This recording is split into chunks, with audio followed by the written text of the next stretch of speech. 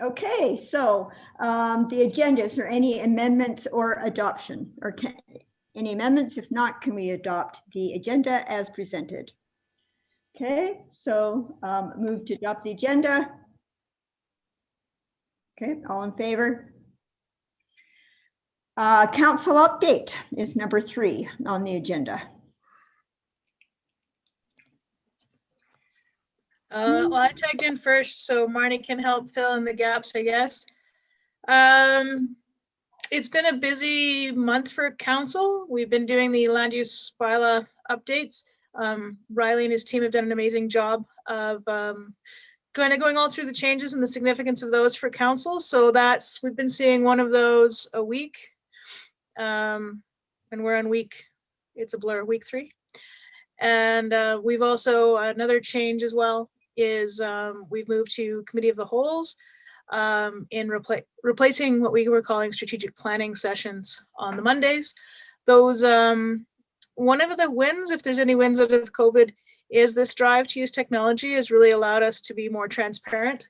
And so those the committee of the whole meetings are broadcast, I think, via Zoom as well.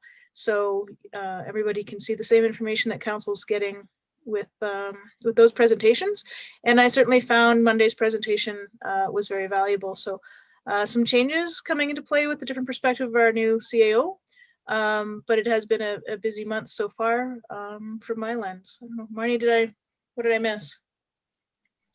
Our last council meeting, we looked at our strategic priorities. So I'm not going to run through them because it's a big, long list, but basically it's just to make sure that, we're kind of on track with what this council has kind of named as top priorities. And obviously we know that there's a municipal election coming up. So some of these projects are obviously going to have carryover into obviously that council's term, but it gives a place for the new council, whoever is elected, to be able to either continue on or to, I guess, perhaps tweak some of those priorities to what they see as Cochrane's best fit. So that's kind of about it, I think. Tara kind of got the rest. So Councillor Fideko and Councillor McFadden, so did you notice when going through this process, did the priorities change significantly from last year? And what would you call the 1-2 priorities?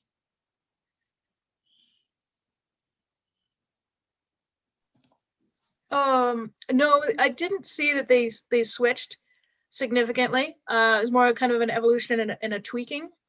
The meeting was primarily kind of an update of where we're at with a lot of those. A big piece of it, of course, was the ones that are coming to mind for me, of course, is transportation and the strategies around providing that, and the water licensing issue, which has been, Cochrane's been trying to strategically deal with water licensing for longer than I've been on council, and it stalled Okotoks growth. They've capped out on their water licensing, so we have enough water at kind of current growth for another decade or so, but it is becoming more of a priority with every passing day. But the team has been working on trying to find those strategies and championing some solutions with the province. That was my perspective on it. Marnie?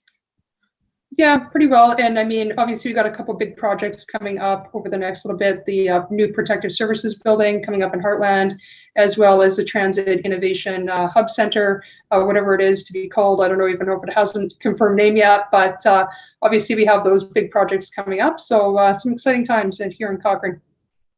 Okay, thanks very much. Have the priorities been posted on the website yet? Or is it too early? I believe they are up, yeah. Okay, excellent. Thank you. And all of that information was live streamed, so you can see it for yourself. Okay. The final version's coming back on Monday for council's final adoption as well. Oh, there you are. I couldn't see you. I could hear a voice, but there you were. Thank you, Ms. Knight. Okay, so the next thing is the adoption of the previous minutes from the meeting of March 17th. Are there any errors or omissions? If not, can we have a motion to approve the minutes as presented?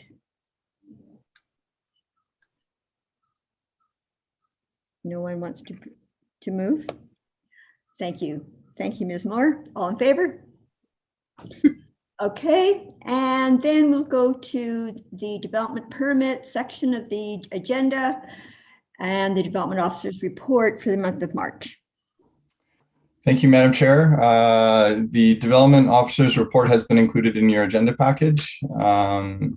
So for the month of March, we had a total of 11 development permits, bringing our total plus adding on till April 15th, 60 development permit applications. And as you can see at the bottom of the report, this is an increase from last year, this time last year, April 15th.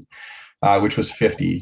So we're ahead by 10 DPs to bring it to about 17% increase from last year. And we're trending up, certainly. We are getting more and more DPs. And like we reported in March, as you can see, April 5th, as of April 15th for compliances, we are at 222 compliances, and that is a 50% increase from last year.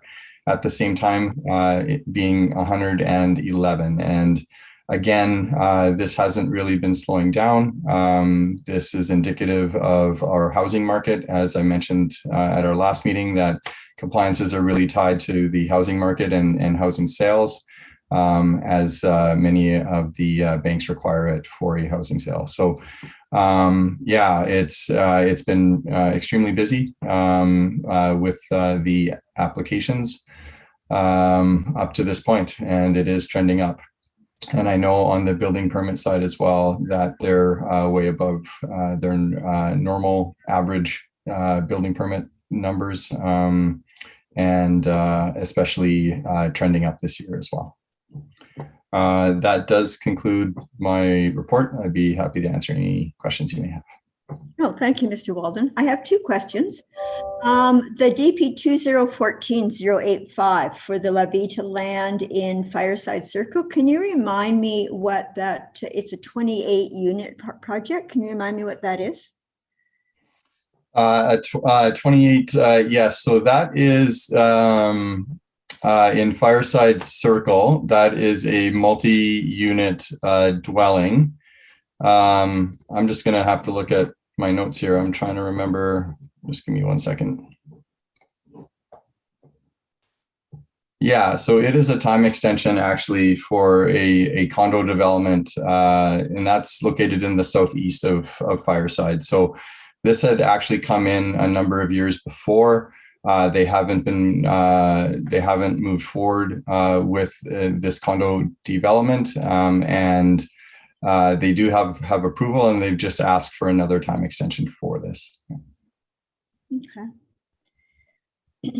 And my second question may be a bit, you've maybe answered, is what you're doing with all of these permits is just what are the main things that your group is focused on right now? Yeah, focused on a lot of things, in addition to the development permits and the compliance certificates. We continue to get a number of inquiries on a daily basis, and also an increase in our subdivisions. We recently also, as you may have seen in the social media and on the town's website, that we have in very short order put together an approach to allow outdoor patios, and that was in response to the COVID-19 restrictions that had come out from the province.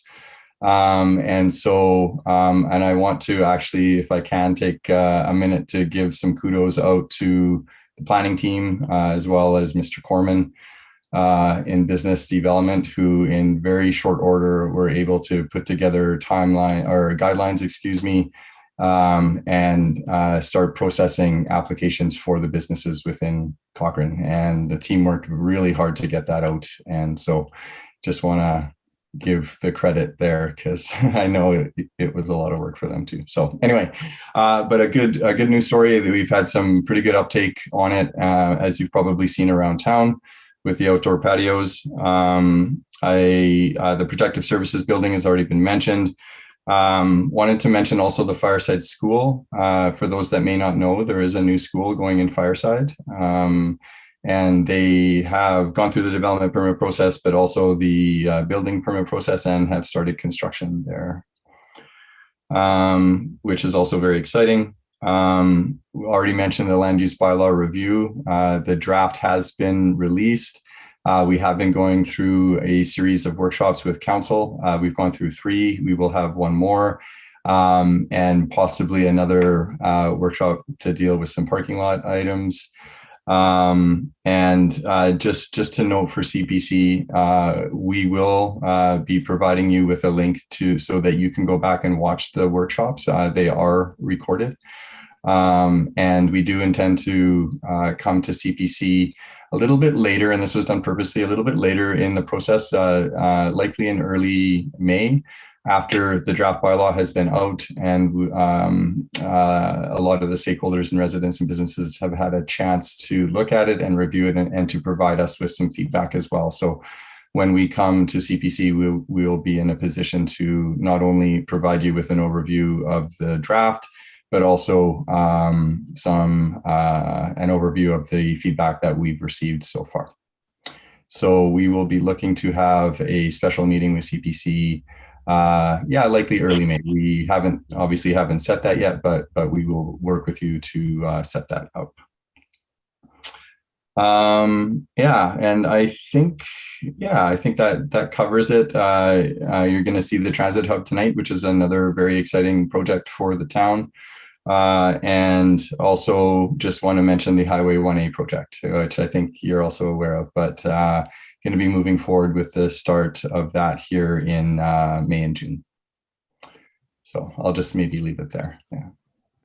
Okay. Sorry, Deborah, if it's all right, just to update, I did forget to mention, and I feel remiss.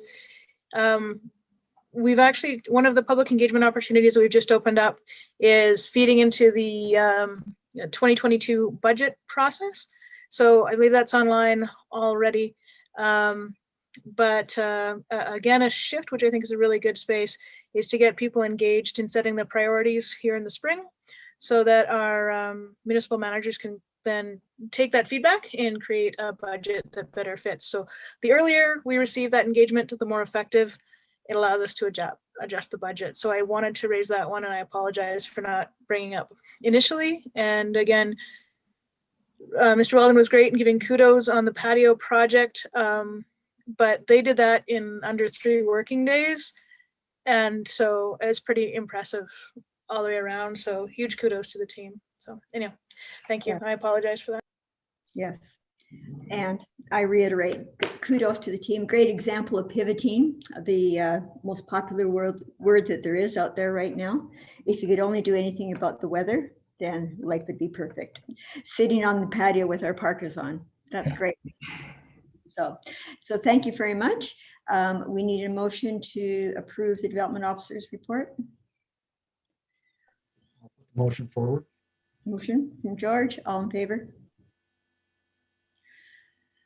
Okay, and then, so the first of 3 development permits that we're going to discuss tonight, we have DP 2021023, which is variance to a length of driveway.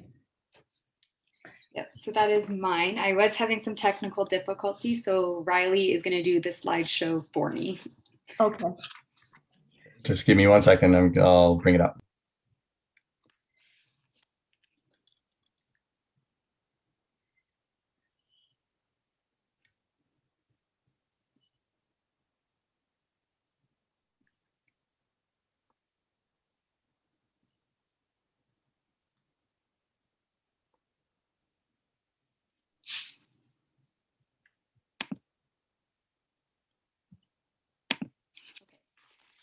So good evening, everyone. For those who don't know, my name is Amanda Legros, and I'm a planner with the town. And tonight I'm here to present DP 2021-023 for a decision. Next, please. This application is for a single detached dwelling with the driveway length variance at 35 Sundown Way in Sunset Ridge. The subject property is designated residential single detached dwelling, or R1, where single detached dwellings are permitted use.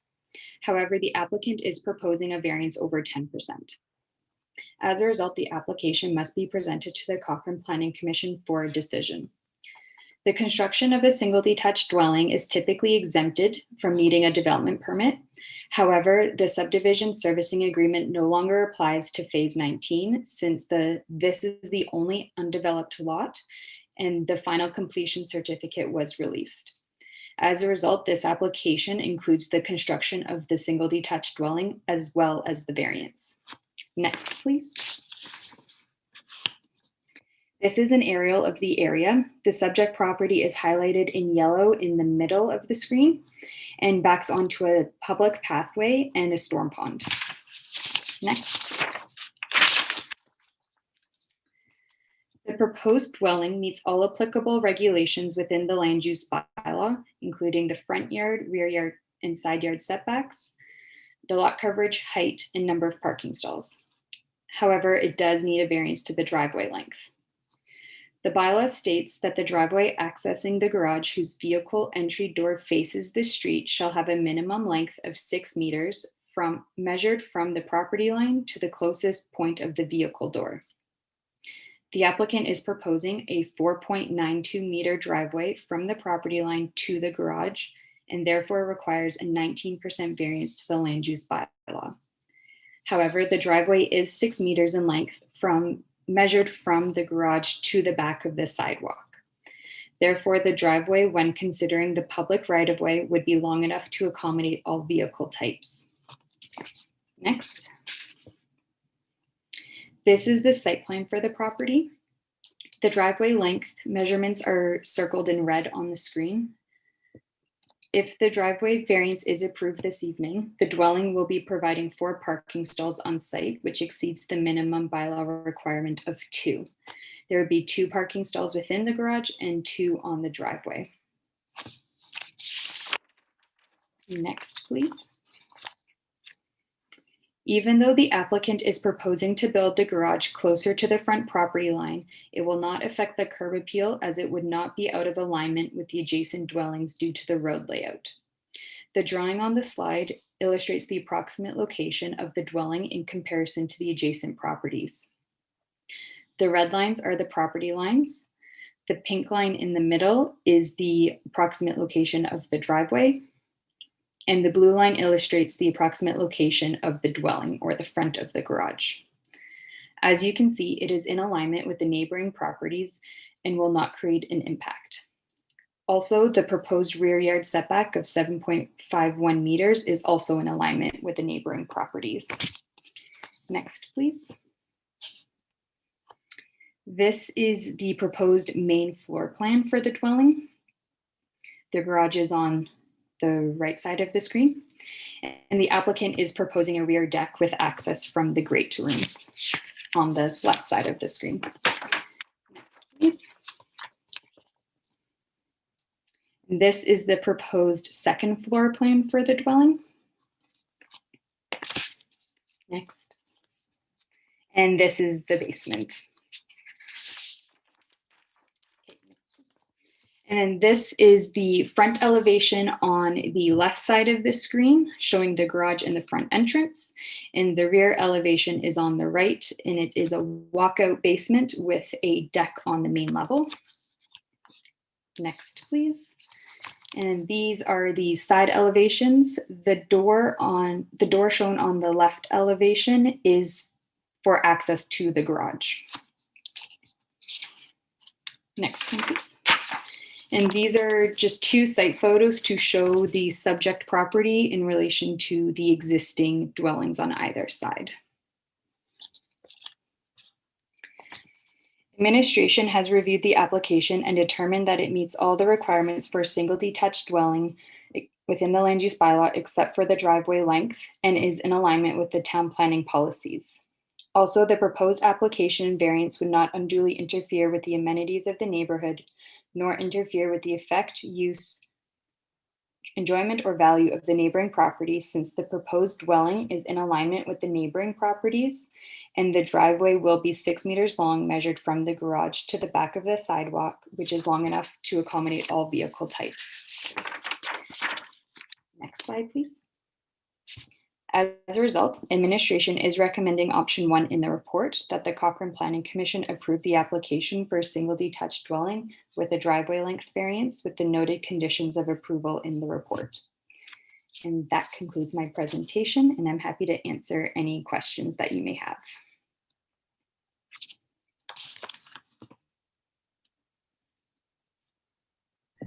Sorry, I forgot to unmute myself again. Thank you very much for your presentation. Okay, do we have any questions or comments before we proceed to reviewing or considering an option?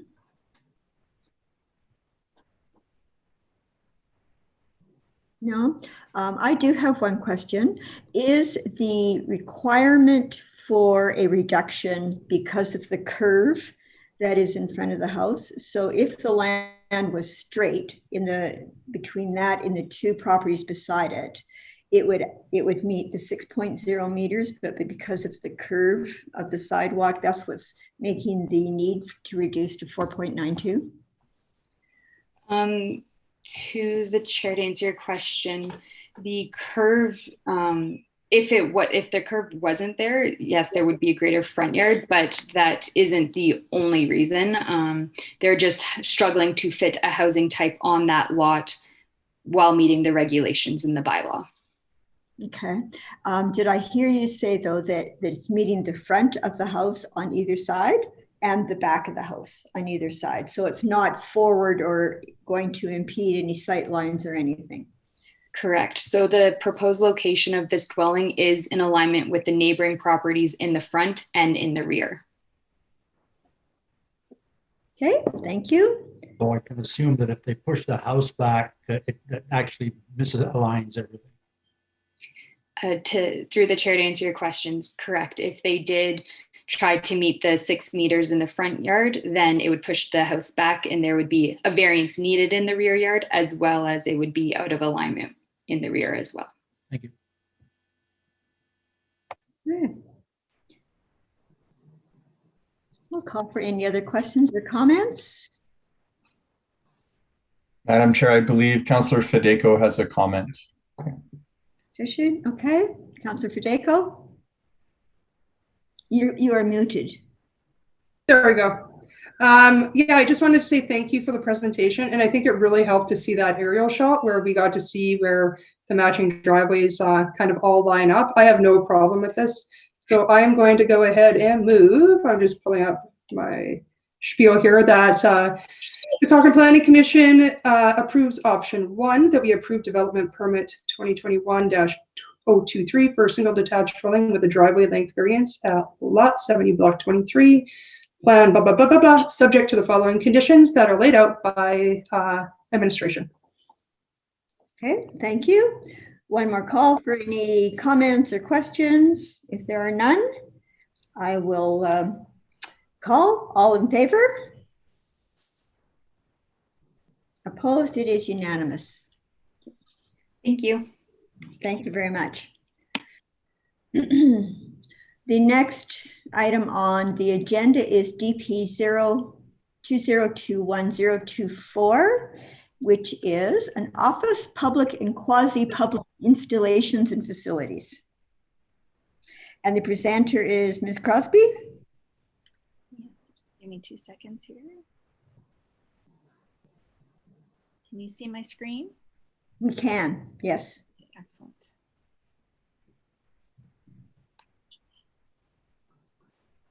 All right, so welcome CPC and Madam Chair.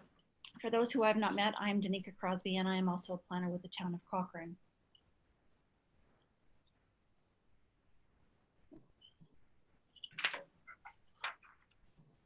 So tonight I'm going to present the application for the Transit Hub and Innovation Center located in the downtown at 360 Railway Street in the Central Business District. The Transit Hub and Innovation Center will provide a central location to access town services and will include an incubator and co-working space. An at-grade pedestrian crossing is proposed across the CP rail tracks to connect the historic downtown with the Transit Hub and Innovation Center. In June of 2020, a parking lot was approved directly south of the subject property to provide parking for the future Transit Hub development. This was completed in conjunction with the capital projects for Railway Street to mitigate extra construction costs. The complete vision of the Transit Hub location is to include a second building on the east side of the property. Since the pandemic and financial impacts felt within the community and the future tenants proposed for the second building, the Transit Hub was reevaluated on how to move this project forward. The decision was made to start construction on the smaller building on the west side. The Transit Hub and Innovation Center was reviewed against the MDP and adheres to Principle 1, Responsible Growth Management, where responsible growth management demands that the town make every effort to meet the needs of a growing population in an ecologically aware and efficient manner, using limited natural, human, built, and financial resources, as well as Principle 4, Economic Vitality, which provides a foundation for a healthy, diverse, prosperous, and resilient economy. It also meets the commercial goals to enforce the downtown as Cochrane's primary commercial area by concentrating commercial activities within the downtown lands and to connect the downtown north and south of CPR right-of-way with vehicle and pedestrian crossings. It also says that the heart of the downtown shall continue to be a primary civic, social, cultural, retail, professional, and entertainment heart of Cochrane and shall be a pedestrian-oriented mixed-use focal point for Cochrane.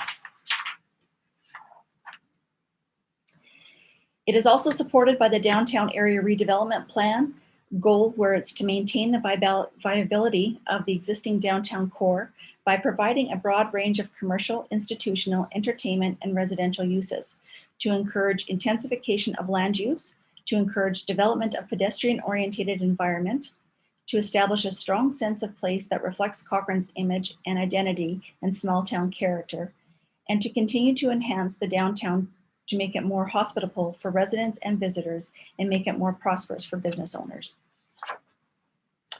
It supports the Downtown Area Action Plan, where the town is committed to a long-term implementation of a transit system, that the transit hub will be centrally located, highly visible, and accessible to all modes of transportation, pedestrian-oriented, and be supported by a mix of higher density residential, retail, office, commercial uses. The CP Rail pedestrian crossing will connect the historic downtown with the downtown expansion area. The application supports the Western Heritage Design Guidelines, which speaks to the importance of creating a unique sense of place, ensuring the Western design character is captured and reflected in new buildings in the downtown expansion area. The construction of the transit hub captures the slanted roof style suggested in the design guidelines, and the exterior windows were designed with transom in mind, as the horizontal mullions in each window is intended to express this. The application meets the purpose and intent of the Central Business District to provide for pedestrian-oriented commercial developments serving the town and surrounding rural areas. The uses will be those that promote the downtown as Cochrane's primary area of community social interaction and a focus of civic and cultural identity. The Central Business District prescribes offices as a permitted use and public and quasi-public installations and facilities as a discretionary use. The application meets the minimum setbacks, lot area, and lot width regulations. Parking is proposed off-site, and the applicant will be required to enter an alternate off-street parking agreement, which has been added as a prior to issuance condition of approval. Planning has requested that the applicant amend the landscaping drawing to reflect the minimum shrub requirement, as well as to provide landscaping on the street side of the development. This too has been reflected as a prior to issuance condition of approval. The development notification sign was posted on the property on March 24. The application was circulated to internal departments and external agencies for comment. There were no major concerns received from any feedback has been addressed in the prior to issuance conditions. The project has also been presented to council for information and comments, as the project is part of the town's 2021 capital projects. Before you is a visual concept of the Transit Hub and Innovation Center. This is the landscaping plan for the site. Floor plan of the building. North and south elevation drawings. West and east elevation drawings. The site grading plan and the site servicing plan. Administration is in support of the Transit Hub and Innovation Center, listed as office and public and quasi-public installations and facilities, as it meets the purpose and intent of the Central Business District and complies with the land use bylaw regulations.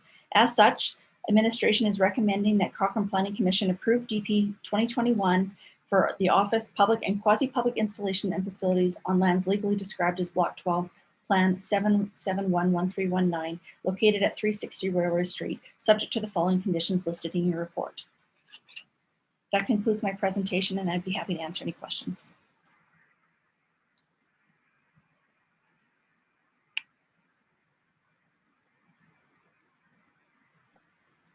I have one question, more of a clarification. So the applicant is the town for this west building. Is the town also the applicant for the east building that will eventually be on that site? So through the chair, that would be correct. The lands are owned by the town, and should a second building be come in for a development permit, that too would be from the town. Okay, thank you.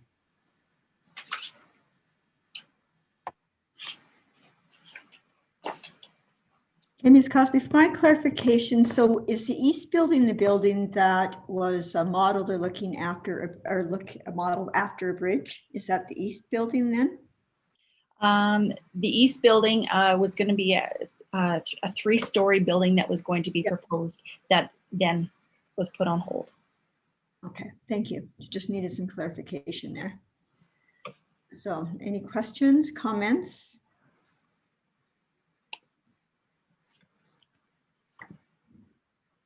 Okay, no discussion. We're a quiet bunch tonight.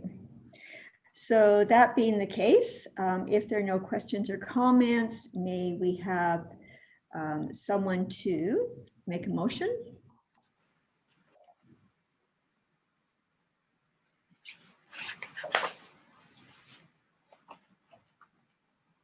Okay, Adam, can you unmute yourself, please?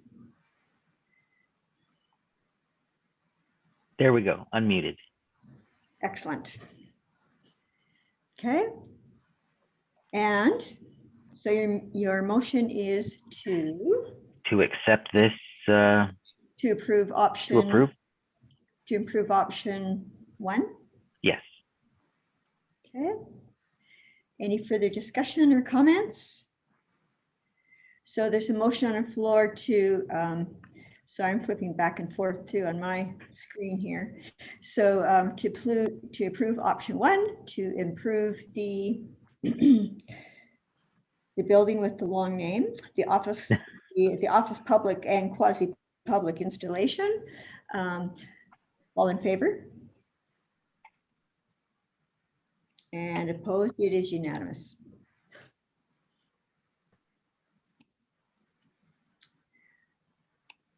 Okay, and moving to the third development permit for this evening, it is DP 021040, which is for a home-based business major floral arrangement with variance to parking. And the presenter is? Be myself. Okay, Ms. Cosby? So the application being presented is for a home-based business major with variance to parking. The property is located at 189 Fireside Place and is zoned R2 residential single and 2 dwelling district. Home-based business major is listed as a discretionary use, and the application is being presented to CPC for consideration as it requires a variance in parking. Residential dwellings are required to provide a minimum of 2 parking spaces on site, which this site provides in the detached garage.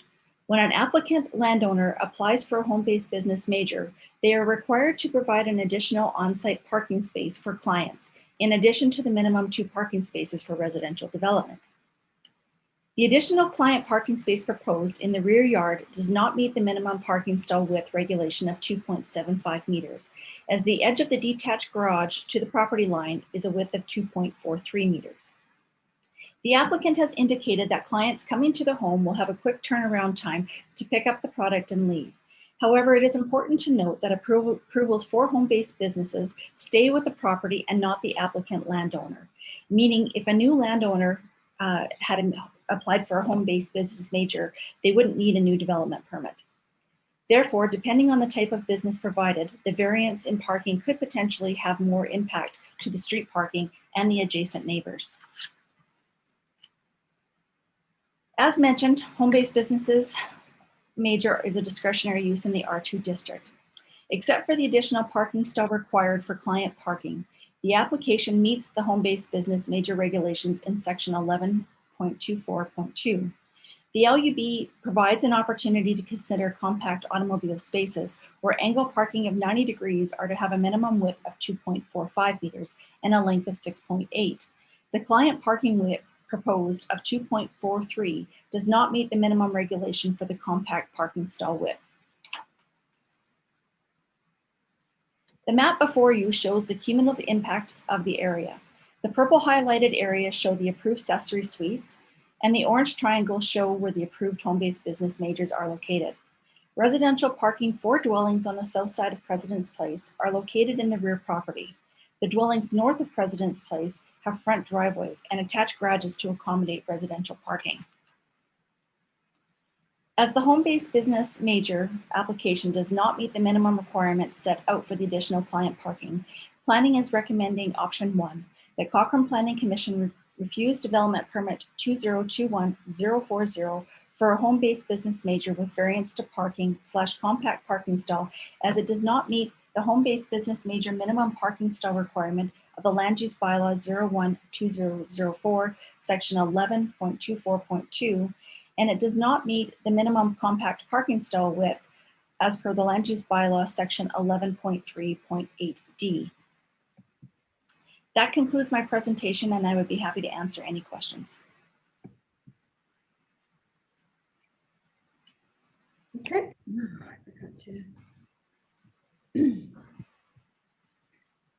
Okay, I think we lost Heather. She's back. Okay, so with respect to this development permit, questions, comments, discussions?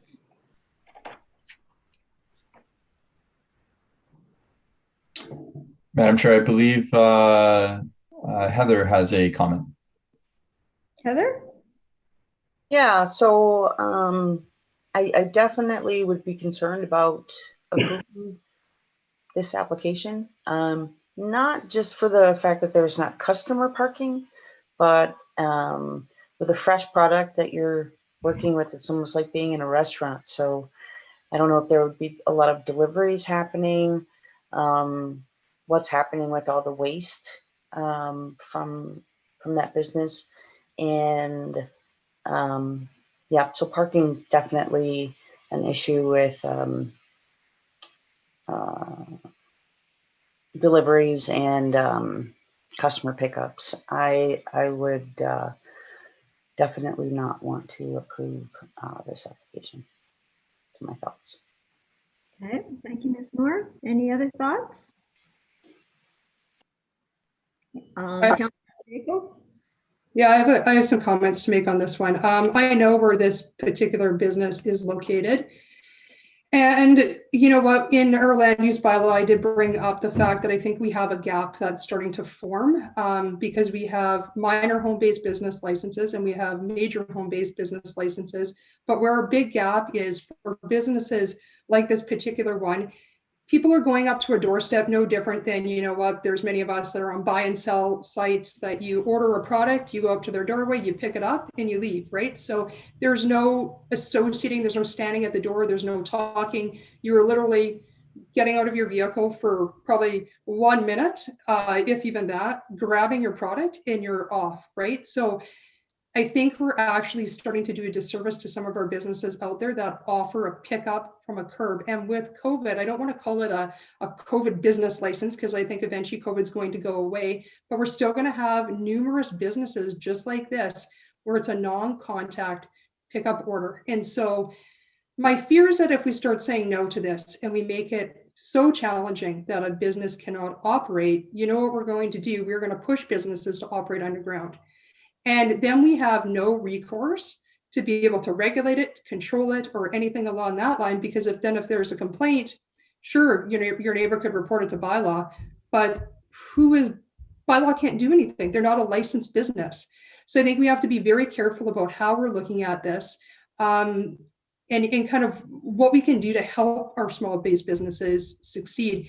This business is also not the only business on that street. There are numerous other businesses. And I think that, you know what, if we're going after one, you're going to have to start looking at them all.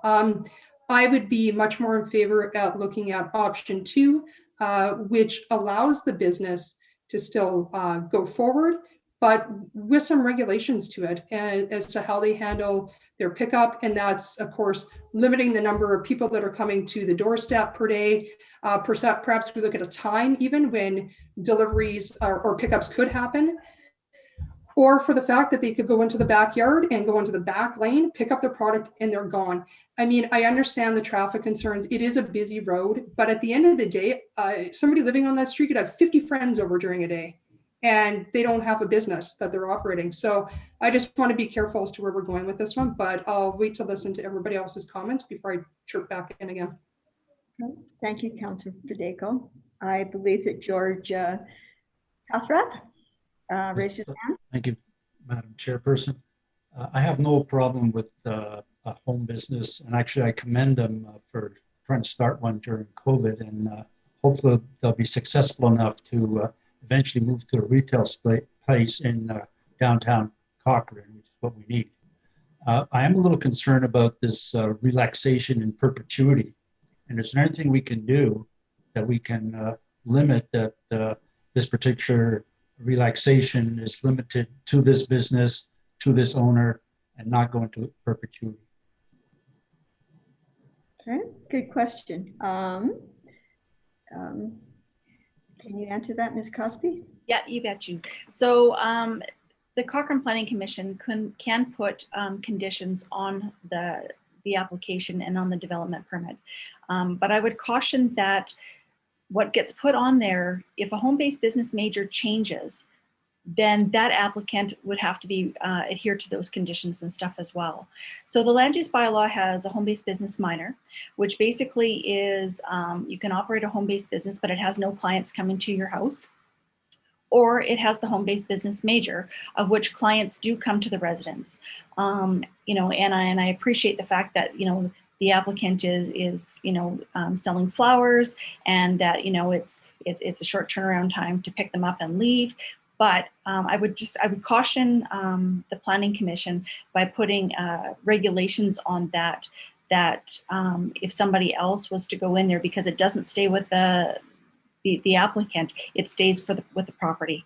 I'm putting certain conditions, but you are welcome to put conditions on there that you see fit.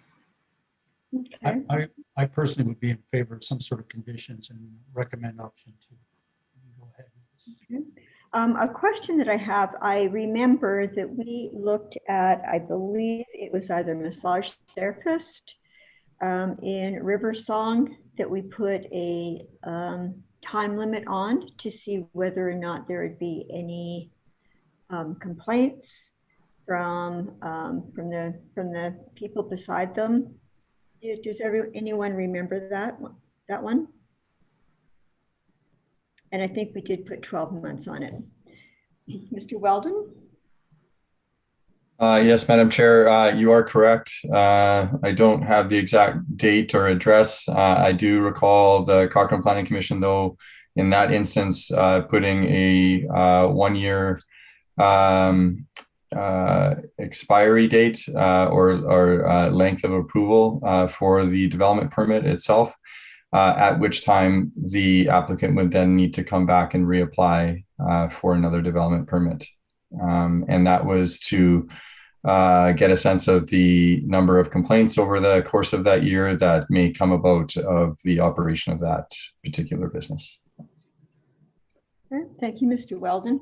I did a quick calculation, and it's to fit in a compact car, It needs to meet, I believe, 2.45 meters, and the area is 2.43 meters. So that's, because I'm old school, a difference of about 3 inches. But I am kind of a little reluctant too at that time to give a carte blanche that this would be a business major long term. But I would be willing to look at maybe a time limited option. That's my input. What would others like to discuss? Councillor McFadden? Yeah, thanks, Madam Chair. So yeah, and thank you for just doing the math, because that was kind of, I was reading through option 2. We're looking at a variance from 2.5 meters to 2.43 meters, which seems minimal in the extreme. So I would actually be comfortable with option 2, that we approve the development permit with that variance, with the key element, and please correct me, the key element essentially is that variance on the compact parking stall width. And so I would be in favor of option 2 just as it stands, without any time limits or constraints on it. I think Councillor Federico did raise a good question that can't be solved through this body, but as COVID is creating and inspiring different business models, we might, and there's more and more of these, I don't know, home pop-up businesses. I don't know how we're ever going to define them, but it's more temporary than perhaps what we ever envisioned home-based businesses to be prior. So I would actually prefer to move option 2 as it stands. I think this business as it stands, we're mostly just talking about the parking challenge, which I think is going to be very minimal. And I don't think it's a huge threat to the functionality of the neighborhood if this continues onward to the next owner. So that's my perspective on it. Okay, thank you, Councillor Federico. Okay, so her perspective is that she'd like to move forward with option 2 with no time limits on it. Further discussion, Ms. Moore? Yes, sorry, I was putting in the chat box that I had a question. When the development, sorry? I'm not that skilled at looking at faces in chat. Okay. When the development permit goes with the land and the next owner comes in, are they restricted to a floral business, or they're able to have any kind of business they want? So through the chair, they are not restricted to have a floral business. They could have some sort of nail salon in there if they wanted to. They could have, you know, a fitness place, any other type of business that would allow clients to come to their house. Yeah. So to that point, and having heard Councillor Federico and promoting business and small business and stuff, I would probably be persuaded to vote for an option that did have a time restriction on it, like that previous one that you had mentioned, so that we can revisit it in a year and still have the option to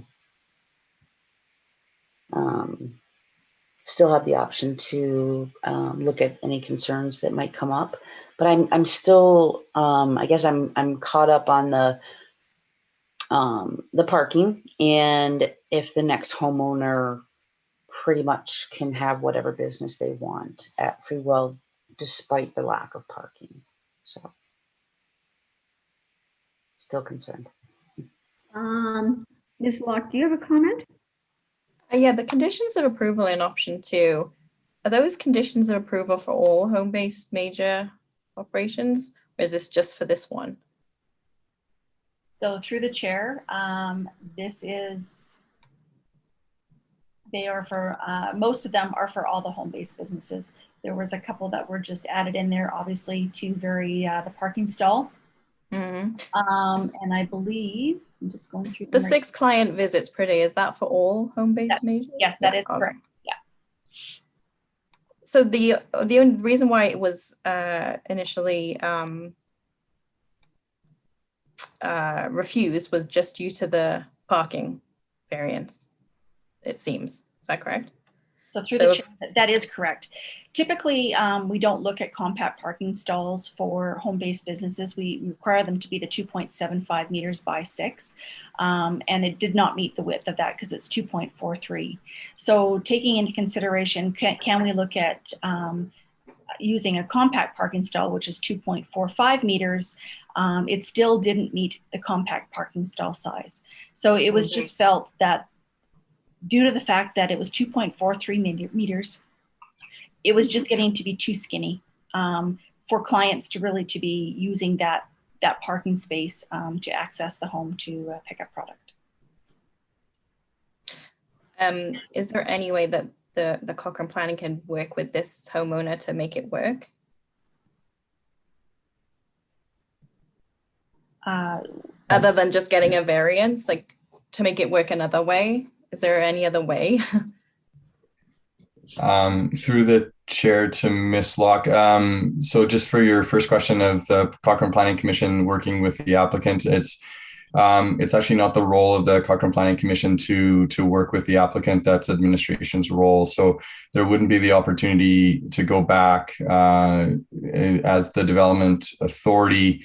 And this is true for the development officer as well, is you must make a decision based on the proposal in front of you. So you don't have the opportunity to actually go back. Yeah, so option 3 was to refuse, but to like say, you know, give them more time to come back with another like application. Is that correct? If I'm reading that option right? 3 could give that, sorry, through the chair. Yes, option 3 could do that. However, if it is a refusal, I'd have to see what option 3 says, but if it is a refusal, then they'd have to go through the process again. It says the CPC provides direction as deemed appropriate. So I was wondering what direction the CPC could provide. Right.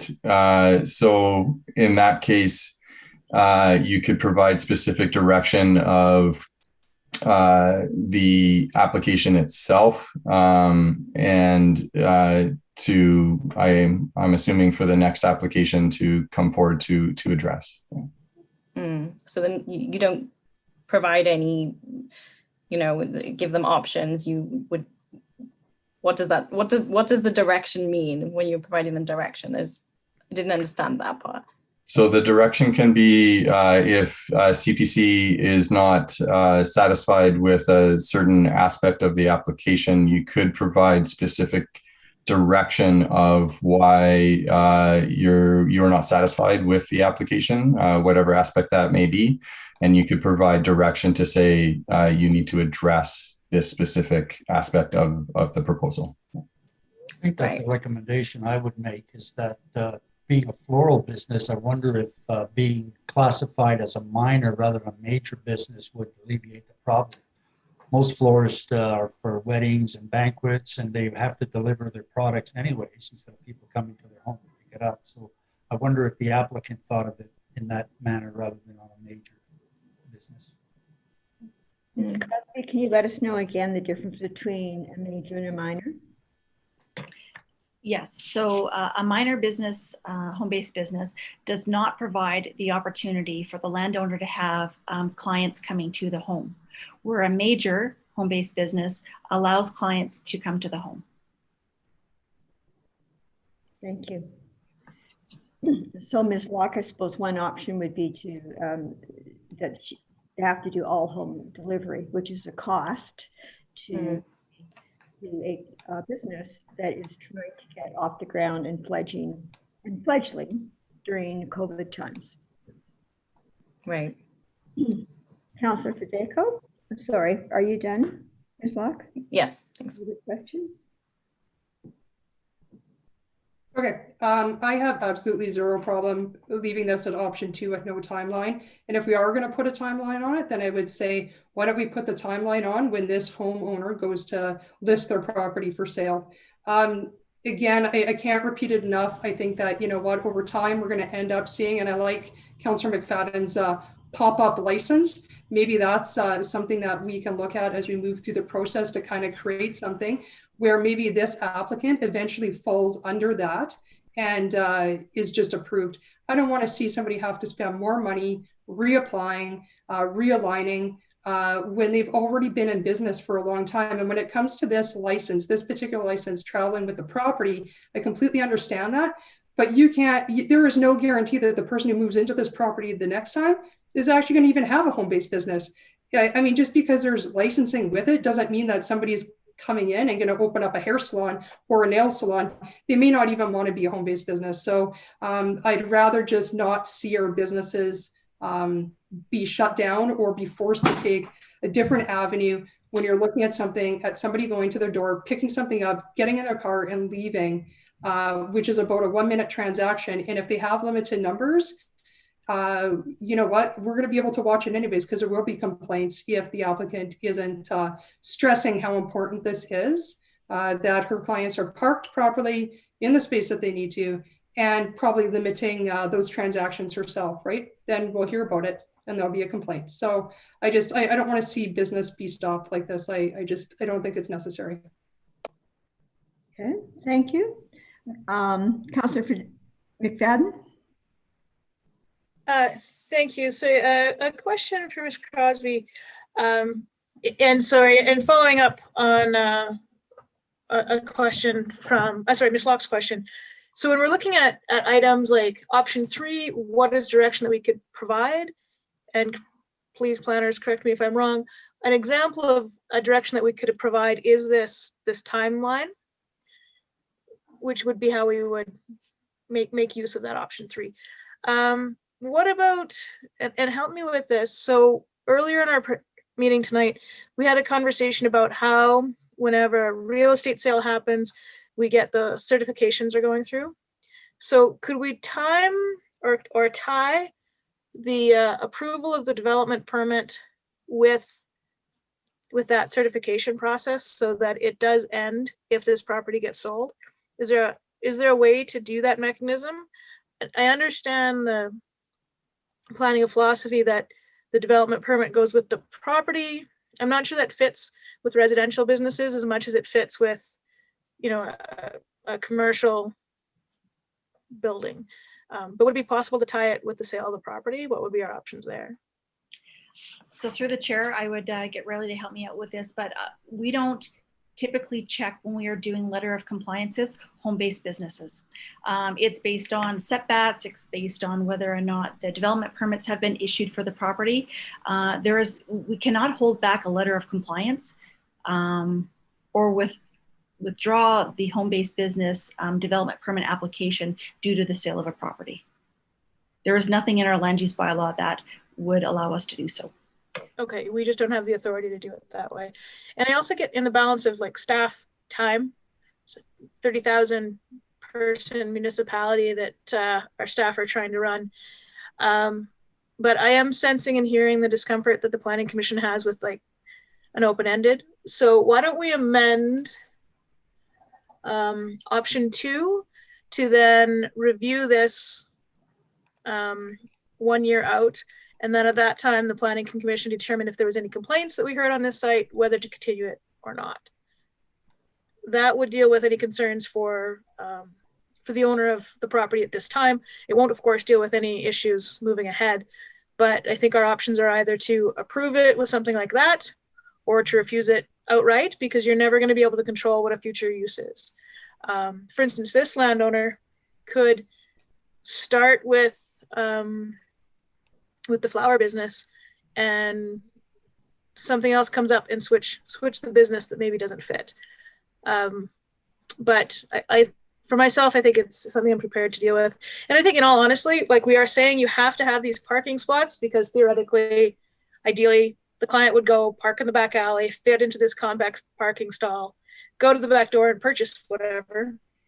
But realistically, I expect what's going to happen is people are going to pull up to street parking, walk up to the front door, pick up whatever's on the doorstep, you know, and skedaddle. So the actual use of the site is probably going to be more for the homeowner themselves.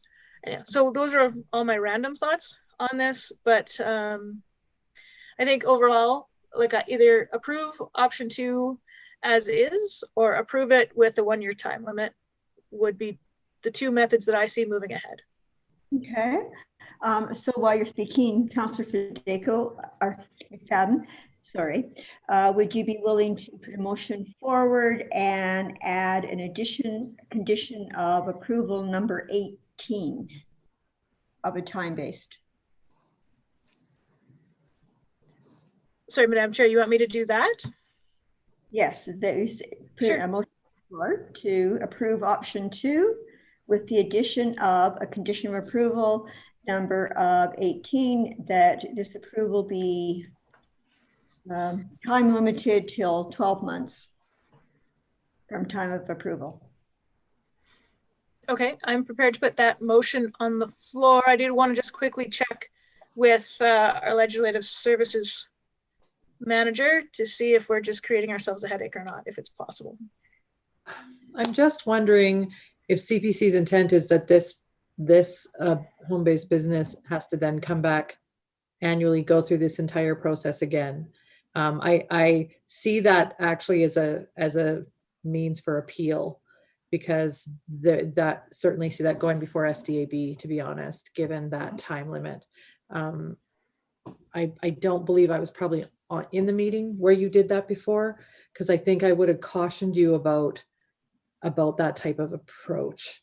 If there's something about this application specifically, and again, I always try to direct you back to the thing in front of you as opposed to future uses, because that's not something that's known.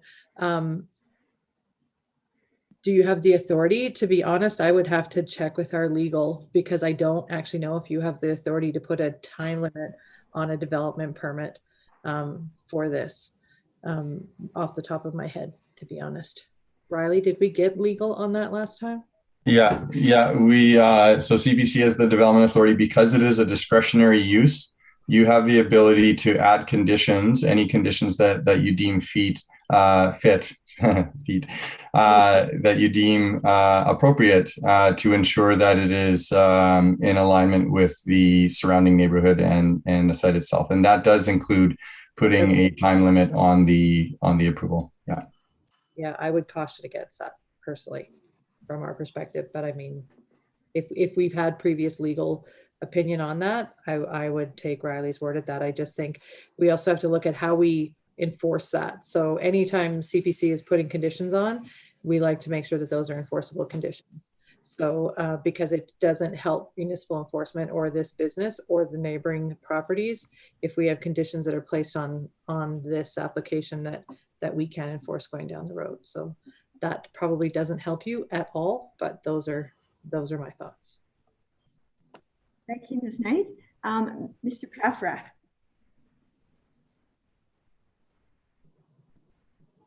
I believe you are muted. There we go. The question is, since if you go ahead and you put in this relaxation that goes with the home, can the CPC revoke a home business in the future? So through the chair, no, they would not be able to. Once it's approved, it stays with the land. It's an approval. It does, but if there are breaches of the conditions on the property, we can revoke a development permit. That's true.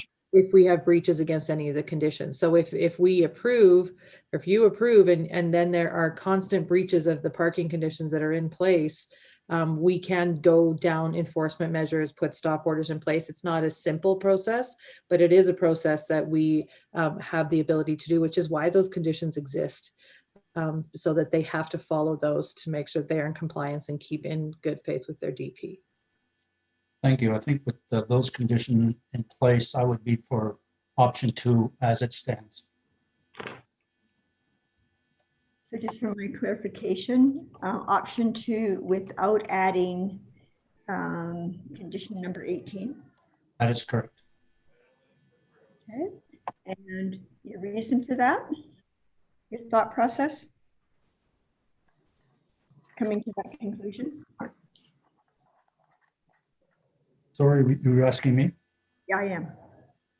Yeah, I think that I agree with what Marnie has brought forth about how we would like that that businesses do thrive and that we do not put restrictions that are unwarranted, and we have other means to ensure that they stay within the conditions that are put forth. I think the parking is not that great an issue here. I think it will be something as Tara mentioned, that they would probably stop in the front and pick up their parcels, whatever business it is. And I think that we have other means to regulate that this does not disturb the neighborhood, and that it is a home business and just a home business and does not become a full-fledged retail.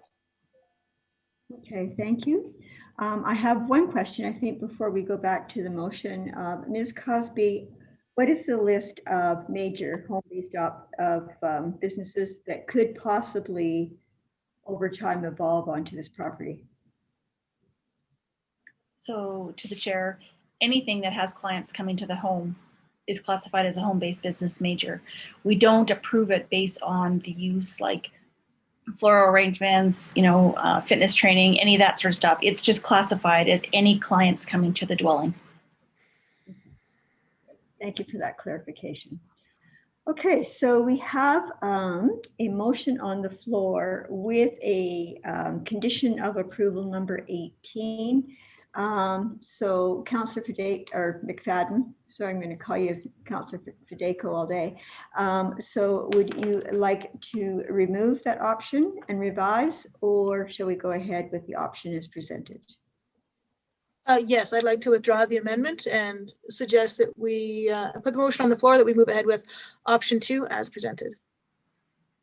Okay, any further discussion or comments from anyone? I will just check the chat. Okay, there's no questions or comments, so I can call for a vote. All in favor? Opposed? Ms. Moore.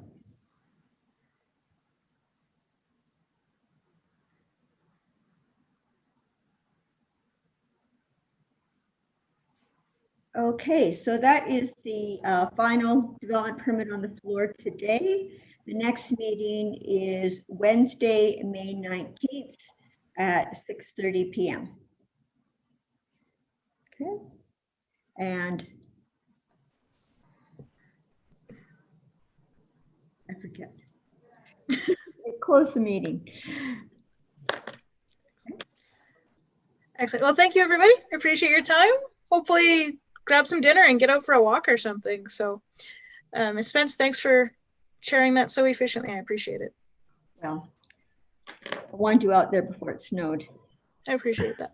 Have a great night, everybody. Good night, all. Have a good night. Bye. Thanks, everybody. Good night.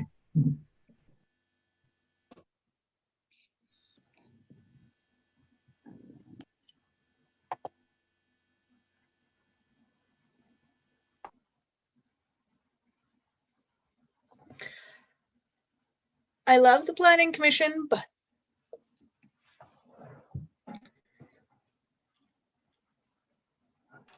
that's all. I love it. So it's amazing and it's awesome. And I believe in the Planning Commission, but I had forgotten about the details. Wow. It's a learning experience. I'm learning a lot. Excellent. Well, I'm glad to hear it. So anyhow, have yourself a great night. And yeah, no, it's a really important piece, but sometimes we just get stuck in the details. Oh, for sure.